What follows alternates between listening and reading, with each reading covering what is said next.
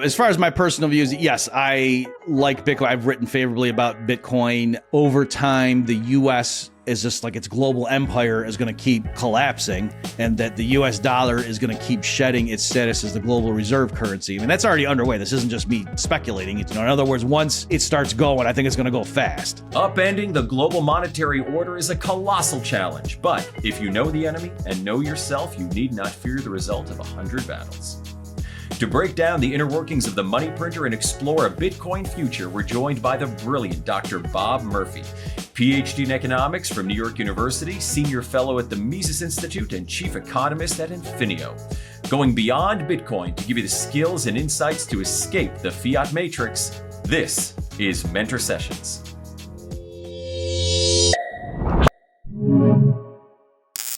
Well, Dr. Murphy, thanks for joining us today. I'm going to start you off with the big, broad question, which I feel like everybody sort of thinks they know, but maybe doesn't. And that is, how is money made? And I'm going to preface this. I think we understand if money is backed by gold. Okay, that's a bill and it's backed by this much gold. And those of us in the Bitcoin space understand how Bitcoin is mined. But I have to tell you, it's only in the last year that I've begun to learn that fiat is not created the way I thought fiat was created, where it's just the government prints it. No, there's this reserve that buys it from this institution, and then banks loan, and the loan itself creates money almost like magic. I still have a bit of trouble wrapping my head around it. So would you be so kind as to explain how fiat money is created to me as if I were a 6-year-old? Sure thing. And so I'll just take the U.S. obviously as the central focus of the discussion here. So I'll give a sort of overview, and then obviously if you guys want to drill down into some specifics, we can do that. One thing I do want to make clear is there's a distinction between like legal tender money and things that are broader than that trade at par with money typically, right? And so specifically, yes, like the currency in your wallet, it says it's a Federal Reserve note, and that's kind of a historical throwback. That's legal tender currency, and then also when the Federal Reserve buys assets, it effectively writes a check electronically, wires funds to the selling institution, and then any basically checking account deposit with the Fed itself, and those are called reserves, those are also legally equivalent, to a $100 bill, right? So a Chase Bank or something, if they have an account with the Fed and the Fed buys $1 million worth of bonds from them and then credits their account, at the Fed with $1 million extra, that is as good as if they had $100 bills in the vault.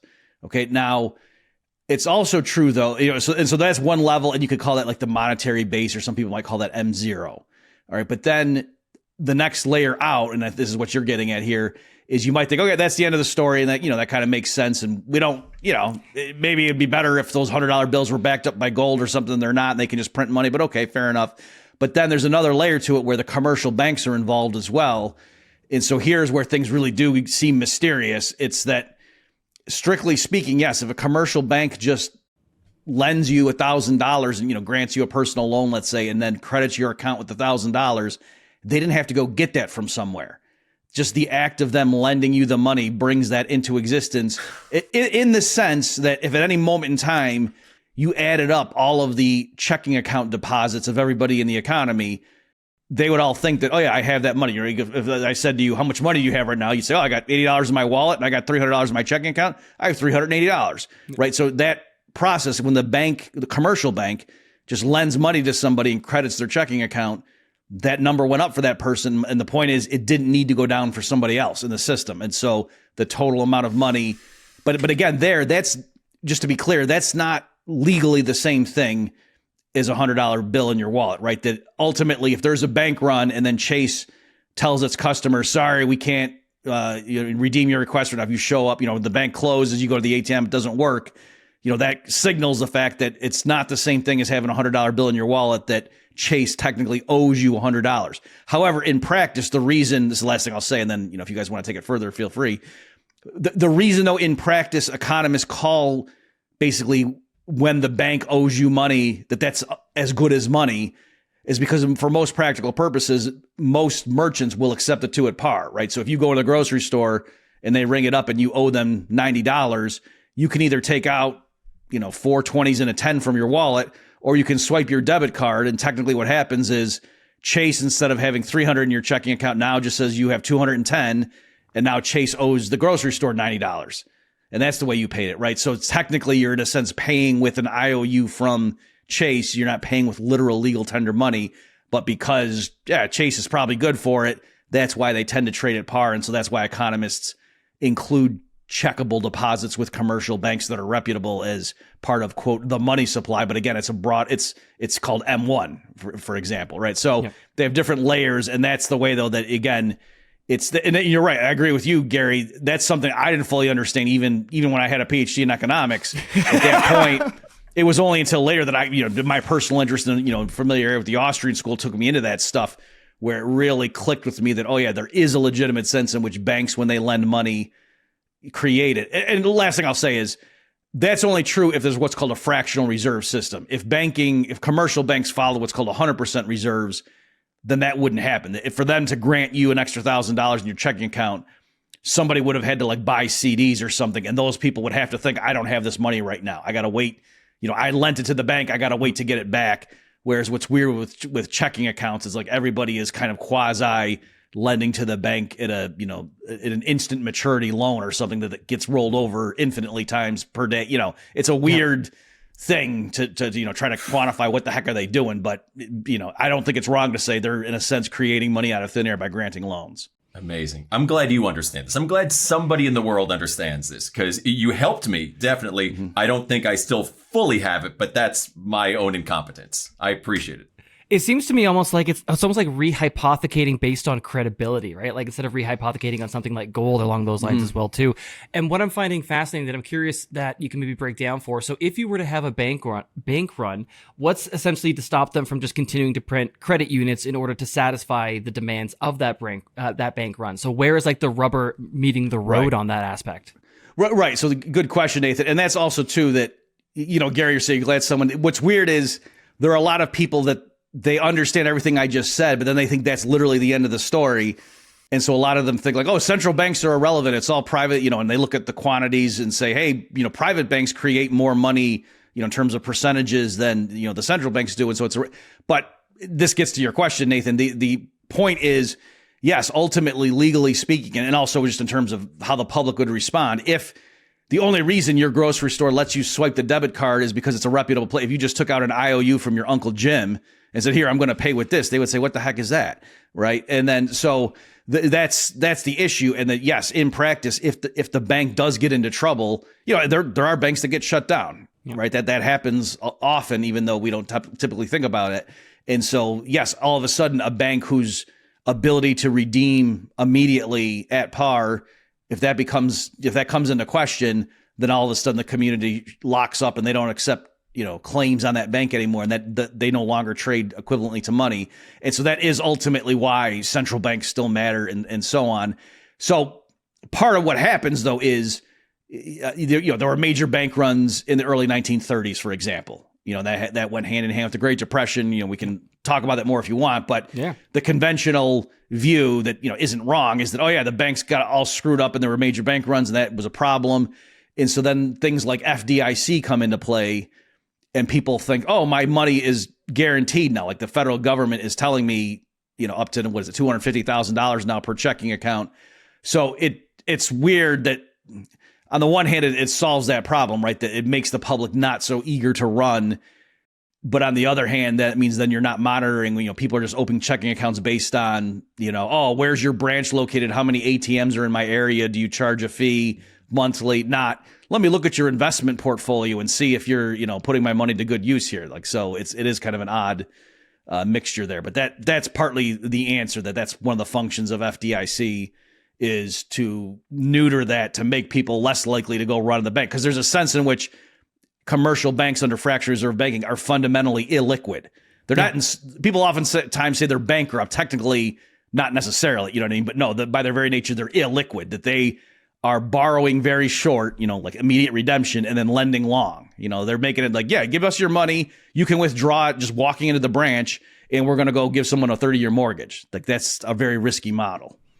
It's funny too, because I think most people don't even necessarily realize that when you are depositing money at a bank, you're technically giving them a loan. Like it's no longer your money. Right. You're loaning that money, like a very, very short duration loan to them. I'm curious, like really kind of just teasing it apart and going into the weeds a little bit here as well too. So if I understand the system correctly, particularly with the commercial banking sector and the issuance of creation of dollars there as well too, by the very nature of the system itself, it has to continue expanding because in order, if everything's being issued as a result of a loan, that means in like a year's time maturity, more currency units are going to be required in order to actually satisfy that loan. And the only way that more currency units would then be created is if somebody else then additionally took out a loan. So am I correct in that in terms of like the debt has to constantly expand because it is in fact built on debt? And with that, I'll just kind of tease in there a little bit as well too. If I understand it correctly, that means that paying back a loan is actually destroying currency units as well. With the underlying base money at the Federal Reserve level, is there any way that those units are also extinguished, or are those more kind of a set fixture in the system? Does any of that make sense? I know it's going a little bit in the weeds there. Yeah, it does make sense, and I can send you some articles. I've written at length on these topics, but yeah, so let's start. The easiest question, or the quickest one first, is yes, there is a legitimate sense in which when commercial banks extend loans, the money supply, broadly measured like M1 or M2, expands. And then, so yes, the flip side is also true. If somebody pays down a loan, not just, the current interest, but if they literally pay down the principal so that, the household's indebtedness shrinks, then yes, that means the asset shrinks on the bank's balance sheet. And then, the total quantity of money also shrinks, right? So that is true. So there's an accordion effect. And that partly plays into a lot of theories of the business cycle that, like the money supply expands and that gives us feeling of prosperity. And then when things get dicey and people, what do they want to do? They want to pay down debts.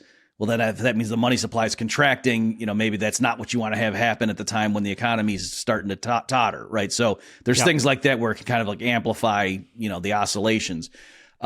Which is one of the reasons that people who are in favor of 100% reserves have that position, right? That they're saying that we don't want to be contributing, adding fuel to the fire here. So there is that element. However, on the narrow question of does that system necessarily mean the total amount of debt has to keep expanding, like because of pure arithmetic? I don't think that's literally the case.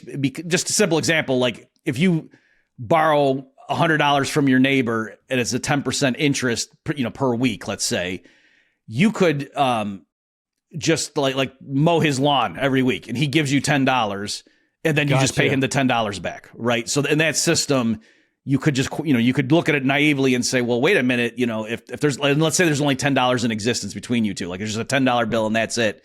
That $10 bill could just keep changing hands week after week and you would service the debt. So that's the sense in which, you might look at that and say, well, gee, if you owe him $110 and there's only $10, that's, game over, but not if he keeps rolling over the principal, right? So I'm saying there's quirks like that. So it's not literally an arithmetic necessity that the system keeps growing. But yes, obviously there's built-in reasons that it would tend to grow in general. But again, it's not literally that it has to be the case because of math. Okay, perfect. That makes sense. So as long as it's still circulating, as long as there's basically, what's the word I'm looking for? As long as still velocity in money, then you essentially can keep using that to service the debt and you have the same $10 bill just going round and round and round. Right. That's theoretically possible. So just to show it's more nuanced than simply, if people owe interest on the money, then, well, that means that we owe more money than exists. So therefore everything blows up or implodes. That doesn't necessarily follow.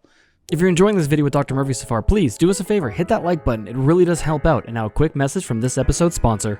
Bitcoin gives you back your time, so why not spend it having a blast orange pilling your family and friends with the ultimate Bitcoin board game?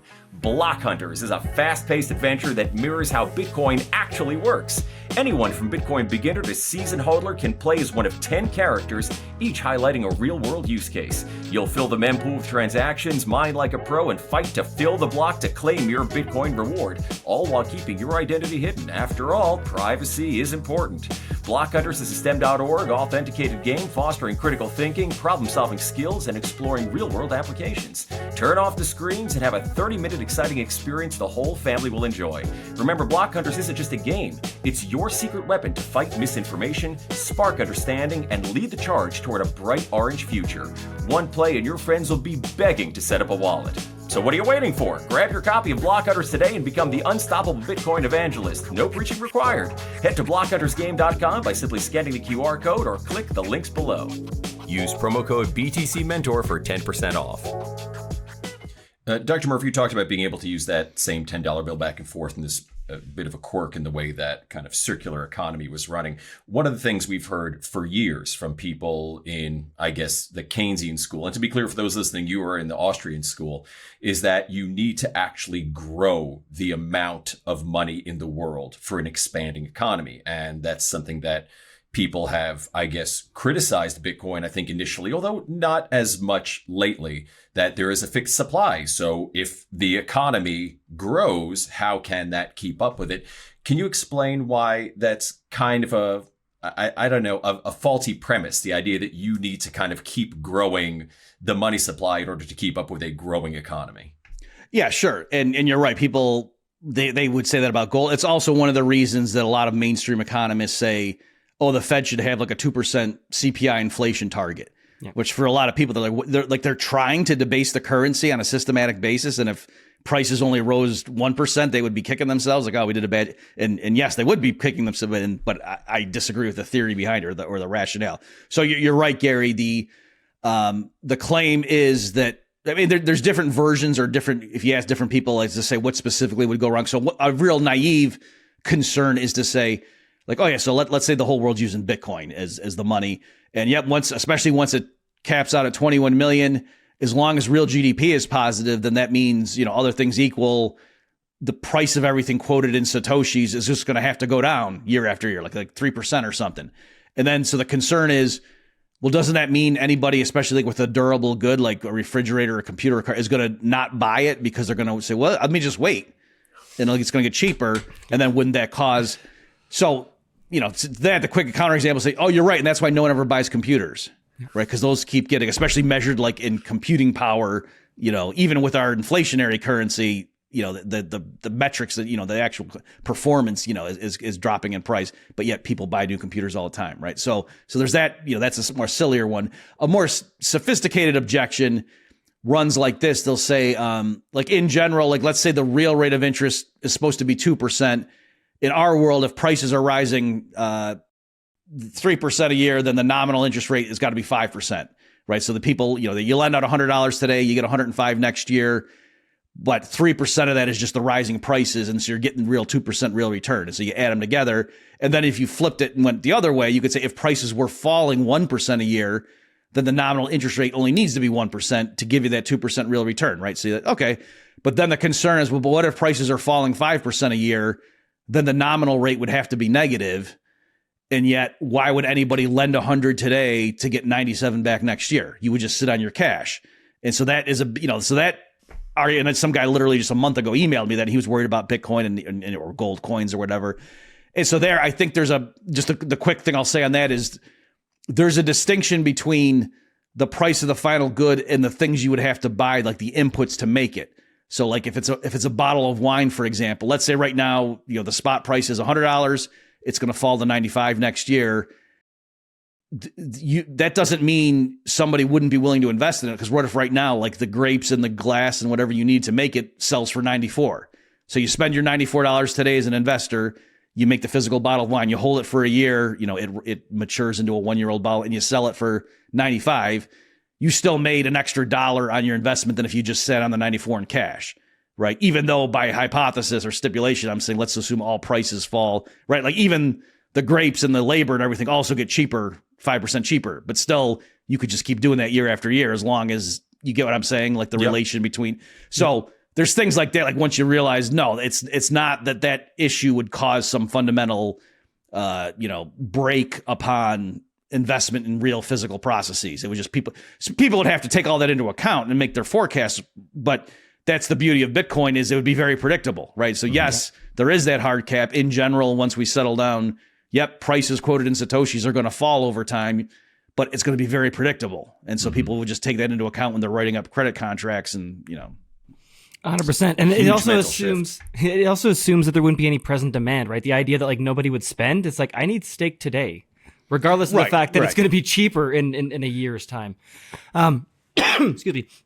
I'm actually kind of curious, jumping back on that a little bit. I want to tease apart the idea of a loan, because this is something that I've thought about, but I realized as you were talking that we kind of have examples from history maybe to draw upon as well too. And so if we were thinking about living on a Bitcoin standard, returning to sound money, and even before even maybe discussing the transition and what that would necessarily look like, if we go back maybe like 115 years and look at when we were on a gold-backed currency, and gold was money, what did the loaning infrastructure kind of look like at the time, if that might be an example of what credit systems built on top of Bitcoin, if it was the underlying base asset, might look like in the future? Okay, so yeah, broad brushstrokes. Like if you look at a chart of the purchasing power of the dollar, for example, like over the 1800s, let's say in the United States, it wasn't just a flat line. What would typically happen is like during wars in particular, it would either the price level would rise or the purchasing power of the dollar would fall, it's a reciprocal.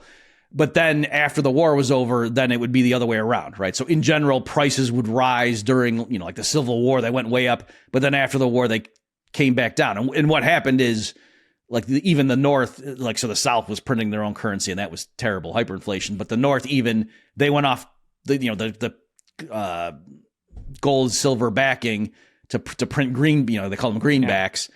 And then, but after the war, they resumed parity, right? And they did it, they phased it in. They didn't just do it, as soon as the peacefire or the ceasefire was signed or whatever. But they definitely, they had legislation as to, okay, here's how we're going to go back and link the dollar back to the precious metals.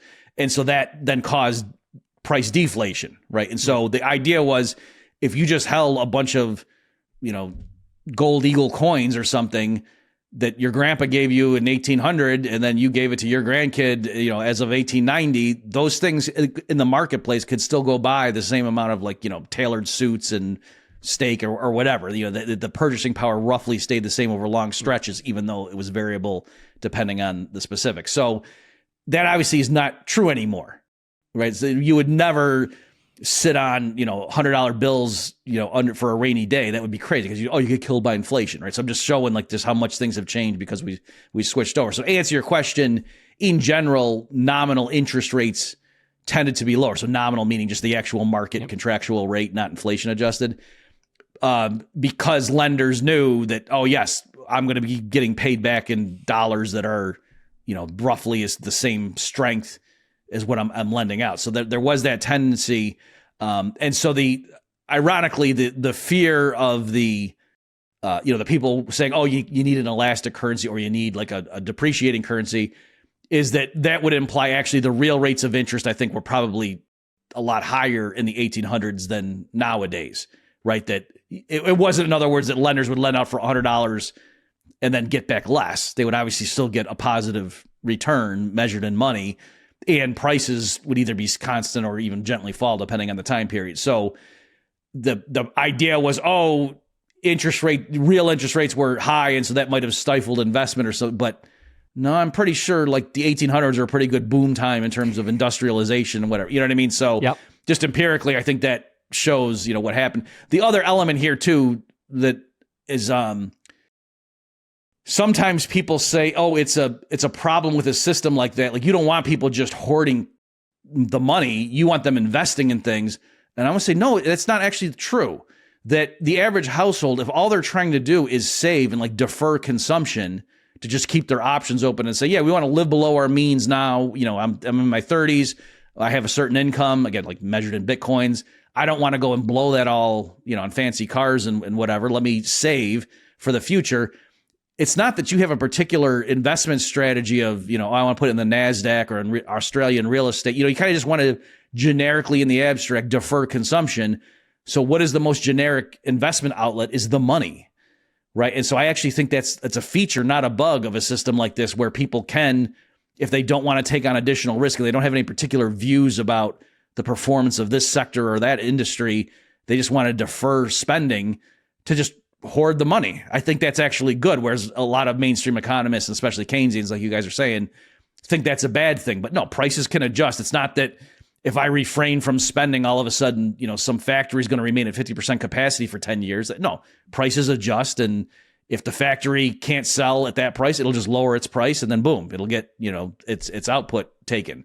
So I think that's the idea. And that in general, yeah, I think it's a good thing if some people save just by stacking, Satoshis, that's actually far from being a sign of disaster. I think that's a good thing, because then what that means too is the people who end up actually investing in the real resources, like the farmland and the factories and the S&P 500 and whatnot, are the ones who, that's their job. Like they have a particular interest and expertise. It's not just a household saying, oh, you got to get in the stock market for your retirement, you're going to get killed.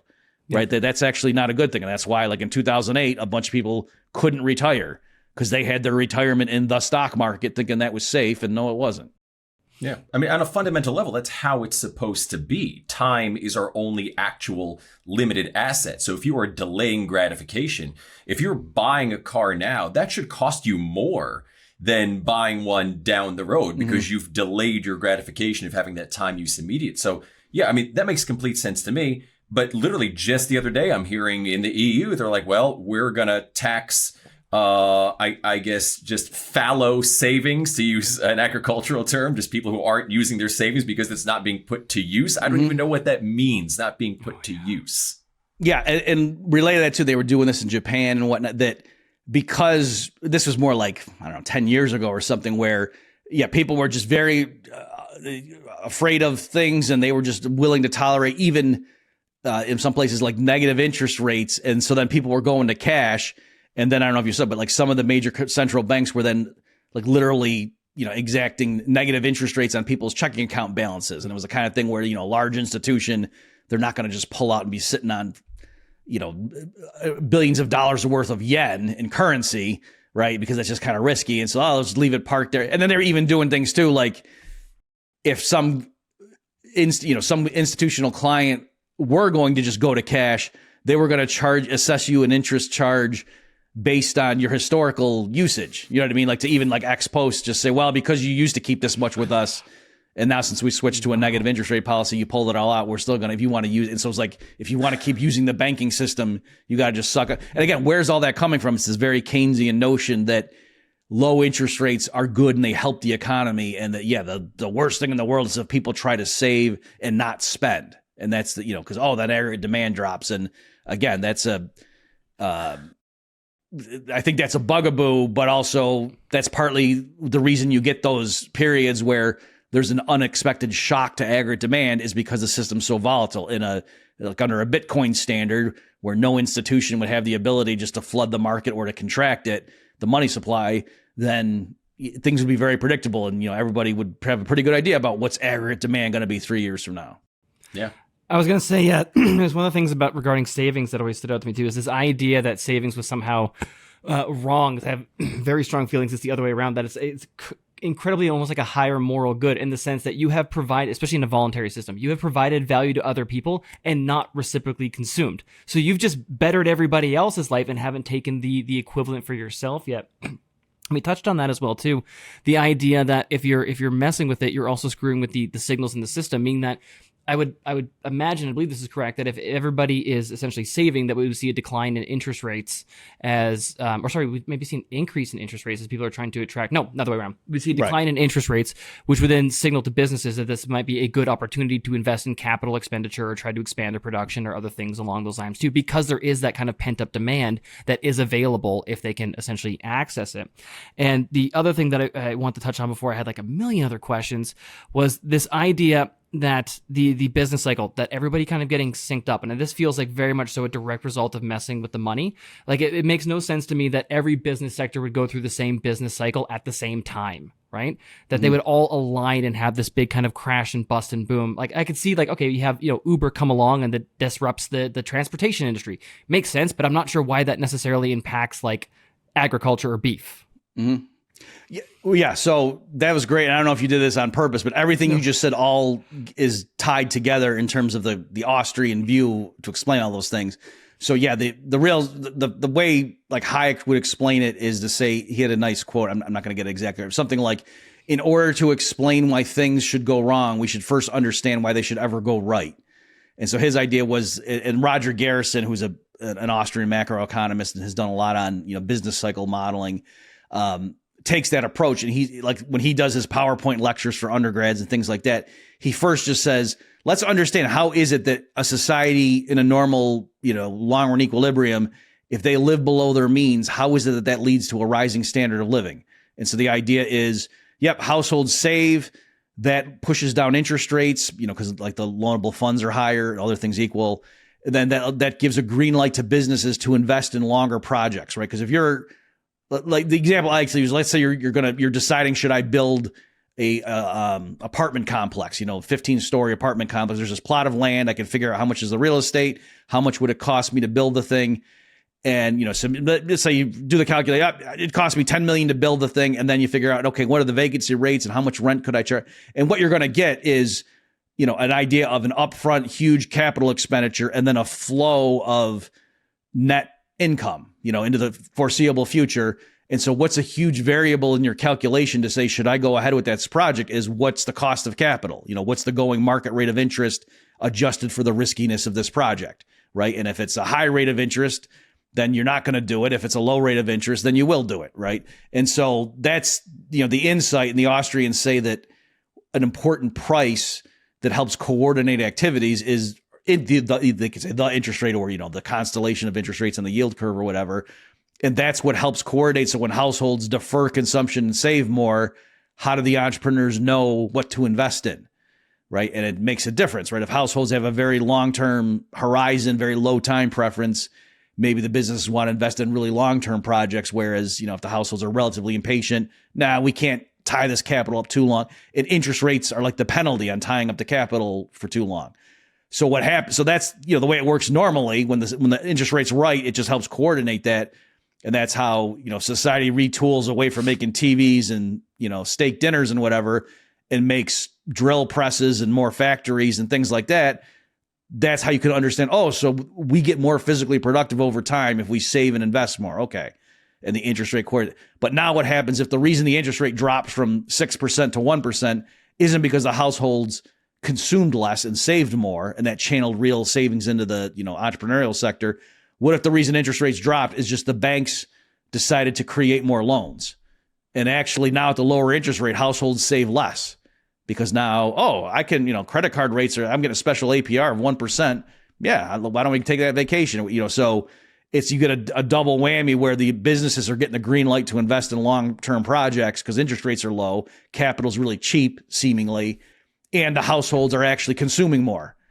And so in the Austrian view, that sets up this unsustainable boom that gives this appearance of prosperity for a couple of years, but then it eventually leads to a crash. And so finally, Nathan, that's their explanation. Why does there seem to be these cluster of errors? Because you're right. In general, a restaurant might fail. A guy thought, this community is ready for Thai food. Oh, no, they weren't. You go out of business. But why is it that a bunch of entrepreneurs all seem to be hiring at the same time? And, unemployment drops. There's a boom underway. And then all of a sudden, a bunch of people a few years into it say, ooh, we overexpanded. We shouldn't have done. Why does it seem like their mistakes are correlated? In the Austrian view, it's because the interest rates are manipulated. It's beautiful. We've touched on it a few times, so I think it's worth kind of maybe expanding upon it here for the moment as well, too, is that for anyone that might not necessarily be familiar with some of the inner workings of the differences between the two, could you even just touch on the difference between the Austrian view and the Keynesian view? And maybe if you can, even touch on the Chicago and MMT. Sure. And why they're wrong. Right. Sure. So yeah, I spoke about the Austrian view. So the closest version of that, some people are, well, aren't you guys kind of like the Chicago school? And so, yes, on many areas, the Austrians are, compatible with the Chicago school, Milton Friedman type view, very free market oriented in general. But ironically, one of the huge differences in terms of their policy analysis, like putting aside like methodology and stuff, is this issue of money in banking. So the best example I can give you is Milton Friedman's explanation of what happened in the Great Depression is he said, everything was fine in the 1920s. The Fed was doing a great job. And then the one guy had a heart attack or something and so there was a personnel change. And then especially when the bank runs started in the early 30s, Friedman says the Fed should have come in and just inflated like crazy to create enough new base money to offset the fact that people were pulling their money, and the Fed was too timid. They did inflate, by the way, just so you guys know. Yeah. They did slash interest rates, but his point was it was too little, too late. And so his explanation for why things got so bad in the early 30s is the Fed didn't inflate enough. Whereas the Austrian view, it's the exact opposite. They say, no, the reason there was a boom in the roaring 20s was because the Fed was too loose. And then that set up the stock market got bid up to an unsustainable level. That's what caused the 29 stock market crash. And then, there was the deflation. But for example, there was in the 1920 to 21 depression, the prices dropped there more aggressively than in any 12-month span in the 30s. Right. And yet we don't remember the 1920s as being one long depression. Right. So I'm saying the particular things they point to as to why the 30s were so bad, those individual factors were also true, like in the 1920 and 21 one. And yet, no, they hit rock bottom and recovered. So that's an element there. The Keynesians, in general, the Keynesians think recessions occur when there's not enough aggregate demand.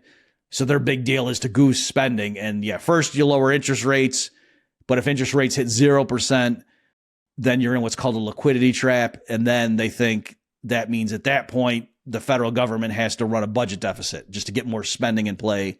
So again, the Austrians disagree with that because they think aggregate spending is not the issue. They look more at like real factors that in general, just like in a crude Keynesian view, it's like, oh, if you just had Christmas every month, we'd never have a recession. And I think intuitively people know, no, that can't be right. Something's got right. So I mean, in a sense, they're saying growth comes from consumption. Right. Not by expanding the pie, but by consuming more of it. Right. And so, so that the Austrians kind of line up, I would say, with common sense. I realize that's like loading the deck to say we're common sense. There's a reason I'm an Austrian, right? Obviously, I think they're right. So there's that element. And also, too, again, if you guys want to unpack it, like the Keynesians have this thing called the paradox of thrift. And they, and Paul Krugman could give you a very sophisticated explanation as to why, oh, yes, your intuition's wrong. And that's what, but I think I could sit there and listen to what he said and then say, okay, and let me explain what he just said is wrong. And actually saving is good and that kind of thing. Again, the fundamental issue is because for the Austrians, it was the prior malinvestments during the boom period that makes the bust not only inevitable, but actually corrective, right? That you actually, if people are going to jobs that are wrong, if 10% of the workers every day are getting up and going to the wrong workplace, they shouldn't be doing that. It's a misallocation of resources. The only way to fix that is for them to get laid off, in a voluntary society where you don't have a dictator just telling people where to go, right? Like you have to, if where you're going, your labor is not socially supposed to be there. In a market economy, you get laid off and that's painful for you, but ultimately that's the only way you're going to get that person to go where they're supposed to be. Right. So that's kind of why the recession is like this painful corrective procedure. But, in the Austrian view, that's actually the healing process. And then the MMTers, their view. Sorry, I have to laugh. Yeah. The reason they're very appealing is because they just appeal to like accounting tautologies. Okay. So their whole shtick is very different from like the Keynesian view, even though some people think, aren't they kind of like Keynesians on steroids? But so their appeal is a lot different. Like just a quick example, they'll do things like Stephanie Kelton, who's one of their gurus.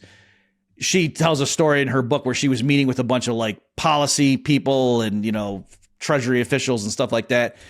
And she's given a presentation and she said, hey, show of hands, if you guys in here could, snap your fingers and get rid of the national debt, would you do it? And they're all like, well, yeah, of course we would. And she's like, okay. And then she goes, okay, different question. Show of hands, all of the treasury securities owned by pension funds and things like that. If you guys could snap your fingers and all those assets would disappear, would you do it? And they're like, well, no, of course not. That would cause a calamity. And then she says, well, those are, the accounting flip side of the same event. And they're all like, oh. So there are things like that where, they have some interesting ways of looking at stuff, but still ultimately, I would, so and then they build up a whole superstructure on, the federal government's red ink is our black ink and stuff like that. So the reason I think that's, it's superficially, it's correct insofar as it goes, but the analogy I use is like if some guy borrows $1,000 from you and then, he owes it, so he owes you $1,000 and then he sticks a gun in your belly and says, give me $1,000. So you do. And then he says, hey, that $1,000 I owed you? There you go. That, before he paid me back, that IOU that, I held from him isn't an asset in the same way that a company that's going to have to go sell goods and services and generate a profit is. And so likewise, to know that the federal government, if I have a treasury and to know that they owe me this $1,000, how are they going to get it? They're either going to print it or they're going to tax everybody to give me it. that shouldn't make me feel like, I'm so glad the private sector has these net assets from, you know what I mean? Like, it's just fundamentally different. So even though the accounting isn't wrong, I think it's extremely misleading. Yeah, it almost seems to me like I could be wrong on this. Like they're leaning into the idea that like, yes, the monopoly on violence does have value. Like that to the people who have it. Like that's basically what they're saying. You're not putting words in it. They had a documentary, and I encourage people to watch it. It's a well done documentary. It's called Finding the Money, because their big thing is to say, let's not argue about like how are we going to pay for the Green New Deal or single payer health care. We have a printing press. The issue is just real resource constraints, right? So that's their whole shtick. And yeah, at one point, when they're talking about, why do we have taxes, right? Because you might wonder, in the MMT framework, if we can just issue money, why even? But their answer is, for what you just said, Nate, is that, because we have to induce the public to hold the currency. So why would they work for these pieces of paper? It's because ultimately they're going to get thrown in a cage if they don't give us enough every April 15th. And you should see the way they talk about it. It's like creepy. They're like, taxes. And they get, I'm not exaggerating. Like it'll weird you out. It's creepy. So I appreciate the blunt honesty. You're saying, violence is good ultimately. Right, right. At least when wielded by people who care about social justice. Of course. So on and so forth. Well, I mean, I go ahead. Sorry, Nate. No, I'll let you go to this, Gary. I just wanted to quickly point out too, because one thing that you're saying, you said you mentioned pain as we were talking in a couple minutes ago here as well too, and I couldn't help but think about the analogy of even like the human body and stuff as well too. And I think this is something that the Austrians get that nobody else does. That like if I say like, you could live a pain-free life, most people will be like, oh yeah, that sounds good. It kind of on the surface seems like a good idea, but that's really really bad, because even the fact that like some labor might need to get laid off so they can ultimately go somewhere else because it was misallocated. If you don't have that pain, you don't have that corrective mechanism. In the same way that if you don't have your own pain receptors in your body, you're going to damage your hands, your limbs, everything, and you're ultimately going to fall apart. You can't maintain and correct for changes in like equilibrium if you don't have that feedback, even though it's uncomfortable. Sorry, Gary, I interrupted you. No, I mean, it's very similar vein of what I was going to go with. I mean, you talked about how essentially all the money, it causes malinvestment. It causes a distortion of incentives. It's almost like poison in the system. And in order to correct it, there has to be some immediate pain, which nobody wants to experience. So just to chime in on that, you guys are right. And as opposed to like just having a nervous system and pain in general, the specific metaphor a lot of times people use is like a hangover. Right. I was about to do that. Yep. Or like, going cold turkey if you're a heroin addict or something. And the withdrawal is not fun. And you might think you're doing the guy a favor, but let's just give him a little dose to get him through this. But it's like, no. And so that's what the Austrians often will appeal to. And then the, Keynesians and MMTers hold that up as an example of how sadistic, they might call them Austerians, like to be abroad, like people who are for fiscal austerity, not just Austrians. And, because in their view, that's just misdiagnosing the problem. Like, no, there's nothing wrong with, it's not heroin. It's like something your body needs. And it's like oxygen. And no, you're not helping the patient by cutting off their oxygen. So again, a lot of this stuff, it depends what you think the economic issue is. And then your metaphor is either appropriate or it's, sadistic. But anyway, No, it makes sense. And we could use these human body metaphors, and sometimes they're used well and sometimes not. And we can't always compare economics and trade to human body metaphors. I understand that. Are you still keeping your Bitcoin on the exchange? Are you confident in your current Bitcoin setup? At Bitcoin Mentor, we've helped hundreds of people level up their security and fast-track their Bitcoin understanding. If you find that you simply don't have time to go through all the tutorials, the books, and the guides, you can book a free strategy session with me by simply scanning the QR code or clicking the link in the description down below. Discover how Ben, Gary, myself, the entire expert team at Bitcoin Mentor can help you accelerate your Bitcoin journey. Simply scan the QR code or head to bitcoinmentor.io to learn more about how we can help you. Understand that.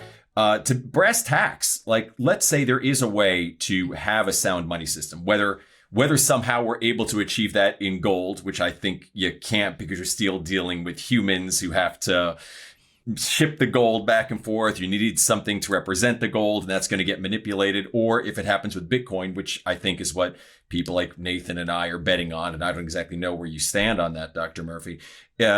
If you can move to this sound money system, what are we looking at? I mean, are we able to get kind of a smooth plane landing here? How much will it sort of hurt in the interim? Is this all going to transition nicely? Or, the best case scenario or worst case scenario, are we going Thunderdome? And what should people prepare for either way?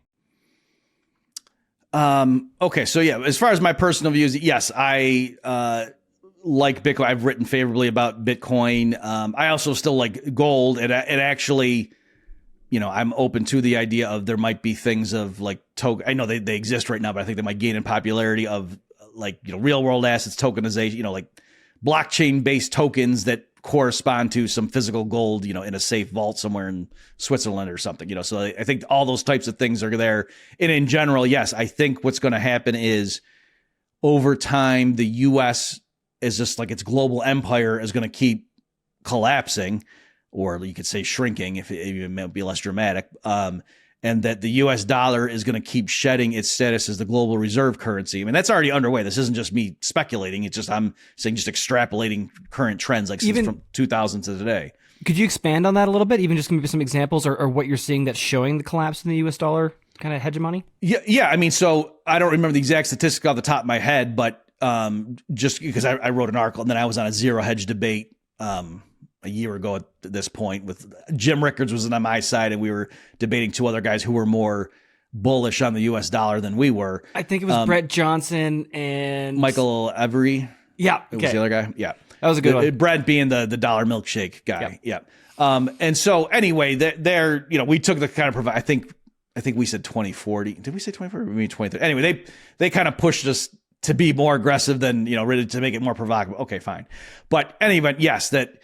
There, it was like just looking at the statistics in terms of the proportion of the U.S. dollar in foreign exchange reserves among central banks, that has fallen a lot from like 2000 to now, right? And so if you just extrapolate that forward, I think it was like in the early 2040s, at which point the dollar would be below 50%, right? If you just, and I think it's going to, for me, it's a kind of thing where it's like, the reason people still hold dollars around the world is because people still hold dollars around the world. In other words, once it starts going, I think it's going to go fast. And so there's that element.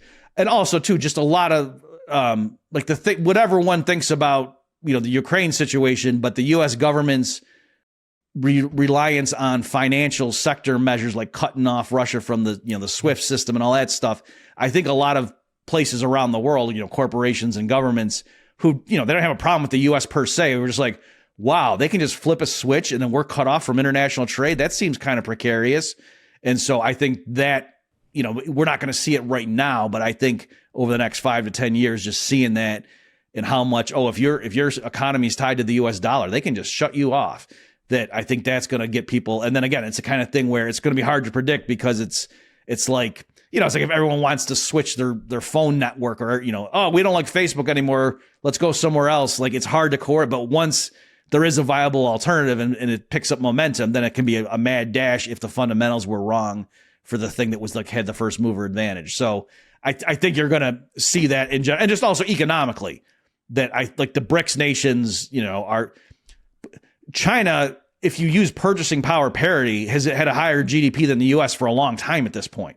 Right. When people keep talking about, at some point China will overtake us, that's using the official exchange rates in terms of like trying to say like how much, basket of goods can yuan buy versus the dollar. If you try to measure it that way, China already, like I think in 2014, had a higher GDP than the U.S. Right. So I'm just saying. Know that. Yeah, I had no idea. Yeah. And also, and you might say, well, yeah, but shouldn't the market exchange rate? But what's funny is even like the right wing, America, we're tough guys, people. They think China's manipulating its currency, right? Meaning they think they're artificially undervaluing it to boost exports. So it's like, okay, so under your own framework, if China allowed its currency to rise, then that would mean its GDP. You know what I'm saying? So even on their own framework, like they would have to admit, oh yeah, the China's GDP is a lot closer to ours than we thought last Tuesday. So anyway, I'm just saying, I think that yes, going forward, that the U.S. it's going to be more of a multipolar world. I'm not saying China's going to be the new superpower. I think it's going to be a multipolar world for the next few decades. And that in that framework, the dollar's not going to be supreme, especially because I think, what they're doing, they just keep racking up debt, that this can't persist. And so then, yes, where are you going to go? I think the rise of blockchain technology is going to allow not just Bitcoin, but again, also like tokenized assets and whatever that rely on blockchains. I think that's where people are going to go is like an escape valve. And so ultimately, to come back to your question, I I'm kind of like this is an example I use. It's sort of like the Matrix, right? The world of the Matrix. On the one hand, that's horrifying, like all the big simulation and the control and pressure. But on the other hand, their technology was cool, right? Like when Morpheus pulls Neo out and they're in a little spaceship flying around. Yeah, they had better technology than we have now. You know what I mean? So I think there's going to be both are true at the same time. Like AI is going to allow the average person to do a lot of cool things, like Tony Stark in his house with is it Jarvis? I forget the name of his thing. Jarvis. Yeah. Like individual productivity is going to go through the roof as you get more personal assistance and you can just do all kinds of stuff. But on the other hand, that is going to give governments, and corporations a lot more control over you. So I'm being a good economist here. I'm trying to say every possible position. So no matter what happens, I can say, I told you guys. but I do actually believe all that stuff I just said. I think that you're going to see all this stuff play out. Last thing I'll say, I do think that whatever group of people you think runs the world, if that's how you think of things, it seems to me... The Illuminati. Yes, there you go. That they realized what was happening under the Biden administration was flirting with nuclear war between Russia and the United States, and I think they backed off that. So I don't like what's going on in the Middle East right now, but I think they are deciding we can do that, and some people might die, but it's probably not going to lead to World War III anytime in the next 5 years. So I do think that they are trying to, continue to consolidate control and do whatever their private agendas are, but they realized, whoa, we were getting a little bit close there to outright, global destruction. Let's back off from that. And on that note, I just wanted to point out too, so even like last night, funny enough, I was reading about how I guess as Russian oil companies have begun settling with China and India and using Bitcoin as the intermediary to make those transactions. And just one thing I want to kind of touch on to see if maybe there's some hope there as well too. Even if we were to do this, when we do the sound money transition, it sounds like it might be possible. You're talking past the sale. I like it. Thank you. It might be possible that although it would be very bad for the American empire, it may not be bad for America and the citizens necessarily, right. Particularly with productivity gains. Yeah. And that was the point I made. I had written an article on this stuff and I said that, it's going to be painful, but it's a necessary condition that, obviously if your country gets conquered by some foreign empire and you're paying, taxes to them or whatever, and a bunch of your people get killed in the initial strike, that's not good. But the average person living under the empire, it's also not good for them either. You know what I mean? That yes, I think, peace among all nations is better for the average people, even in the countries that are stronger and could dominate in the short term. So yeah, even having the global reserve currency that has allowed the U.S. to effectively export $100 bills and then get a bunch of, Japanese cars and Chinese textiles and whatnot in exchange. And superficially, that looks like a good deal. But in the long run, I think that has led to instability and that I think, the average American, and especially now that I think we're at the end of that anyway. Yeah. So that system can't continue. So, you could ask as of 1950 with the whole Bretton Woods, was that good for the Americans over the next 30 years? Maybe, but that's not the issue anymore. The issue is right now, going forward. And I don't think the average American is better off maintaining this global empire. I think if they shrank that would certainly, in terms of just lower military budgets, but also blowback from terrorism and things like that. I think that the U.S., it'll benefit the average American if they greatly restrict what they're doing in terms of foreign policy and monetary policy too. That, the transition, you're right. If the dollar crashes, that would all of a sudden people going to Walmart, everything would be a lot more expensive. And that would be shocking. But arguably cutting off the ability of the federal government to just spend money recklessly, I think in the long run, that probably is good for the average American household. It's pain now or pain later, right? There's no way of getting around it. Gary? I mean, that's what it is. I guess just practically speaking, what can people do when this time of sound money comes to best prepare themselves? And again, we're not officially giving investment advice here, but just general ways to prepare yourself for this hopeful transition. And I should just say too, because it's a somewhat of a paradox. I even heard it recently where someone was saying, I don't understand. Like, you got Michael Saylor out there telling everyone you don't even need to invest and just hodl and blah, blah, blah. And it's not and they're right in the sense because they were saying, how can Bitcoin ever become the global money if nobody ever spends it, right? And that is true. But the point is, yes, during the transition, suppose we do get to the point where in the year 2050, Bitcoin was what everybody uses, at least for ultimate settlement, there can be layered and whatever.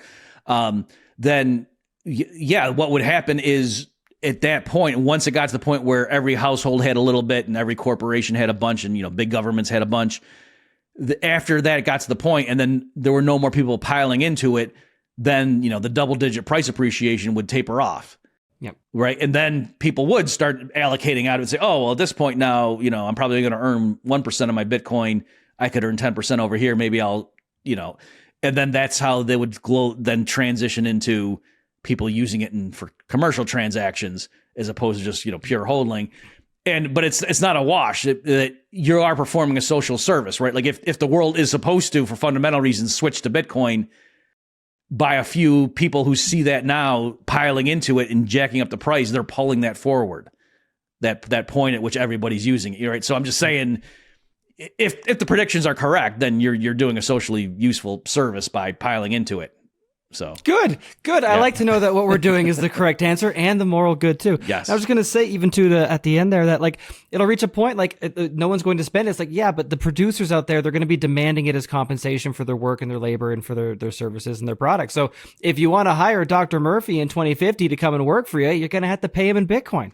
Right. And again, this idea that everything's just going to come to a standstill because prices fall, right? So yes, maybe I'm not going to be able to sell my labor at 100 Satoshis per hour because no one, everyone wants to hodl. But if I lower it to 50 or 10 or, you know what I mean? At some point it would happen. And then once you get that equilibrium going, then things can commence. So sure. Also on a very basic level, I'm not a cyborg. I'm a human being. Right. I would like to buy food to eat. I would like to spend on entertainment occasionally. I'd like to buy things for my kids. These are all ways I spend money.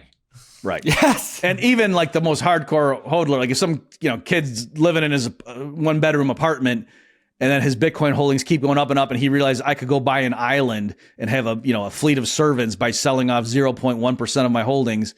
I think he might say, I'm going to do that. You know what I mean? And so there you go. And there he just released some to the world. And there you go. That marginal value will change, right? Like eventually, at some point, the price of the island is like, okay, I could shave a little off. Yep. Beautiful. Gary, did you have anything else? I guess I want your final prediction, Dr. Murphy. Oh, yeah, I got one. When do we get our flying cars? Does it happen before Bitcoin is the global reserve currency or after? Before. All right. Okay. Invest in flying cars, kids. All right. That'll be the next one. I didn't say that. I just said it's going to happen. Beautiful. Awesome. Thank you so much, Dr. Murphy. This is incredibly insightful and enjoyable conversation. Please, where can people go to check out your work? Where can they find you? All the social media, all the things. What is it? Sure. So I'm a chief economist for Infinio, where we work on, blockchain-based finance stuff. So that's at infinio.ai is the website for them. And I have a podcast with them. And then also I'd point people to the Mises Institute, where I host what's called the Human Action podcast that's weekly, talking about Austrian economics. So that's Mises.org, MISES.org. If you enjoyed this episode with Dr. Murphy, please like, share, and subscribe. And check out the last episode on finding freedom through homesteading above.